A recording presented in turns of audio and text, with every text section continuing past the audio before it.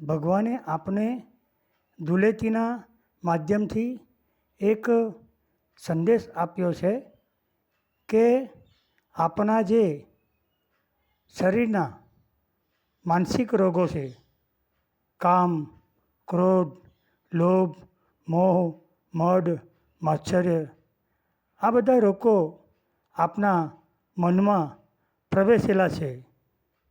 તે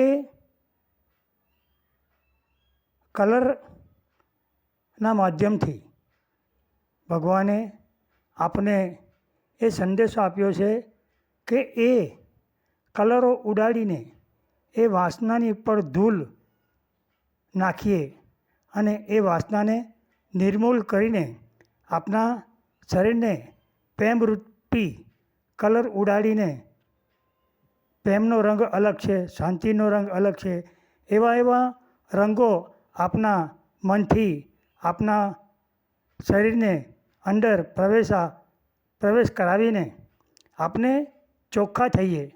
એના માટે ભગવાને ધૂળેટીનો તહેવારનું માધ્યમ બનાવ્યું છે.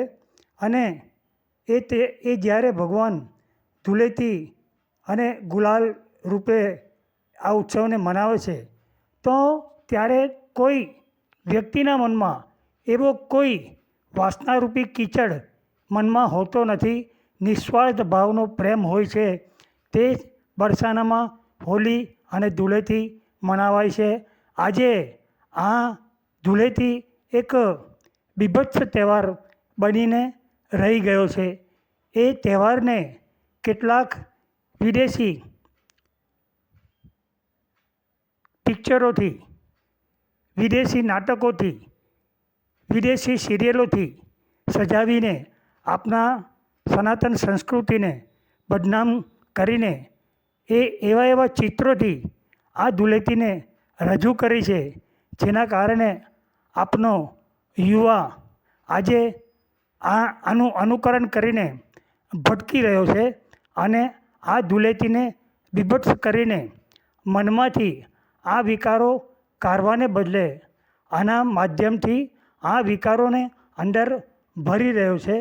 માટે તમે જોશો તો કોઈ બી મંદિરમાં ચાલ્યા જાઓ, કોઈ પણ તીર્થ સ્થાનમાં ચાલ્યા જાઓ, ત્યાં તમે જશો તો આ કલર અને રંગો તમે ઉડાડશો તો ત્યાં તમારું મન પવિત્ર રહેશે.